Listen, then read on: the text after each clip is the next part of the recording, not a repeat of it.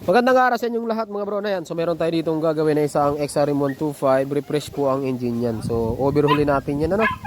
So, hindi na tayo gagawa ng pwede yan bro. Hindi na tayo gagawa ng mga tutorial dito mga bro para mas mabilis. Kasi marami naman tayo mga video nito sa YouTube ng mga overhaul ng mga ganitong makina. Yan ganitong makina kasi mga bro parehas lang siya ng Wave 125, Gilas 125, ano pa ba? XRM125, RS125. Isa lang sila ng makina.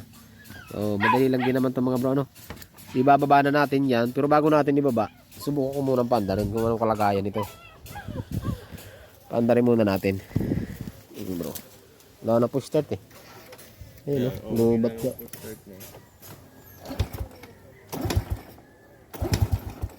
Hoy! Singaw lang to bro. Kunti lang ang ingay nito. Kaya singaw lang talaga. Singaw lang ang tambutso niya.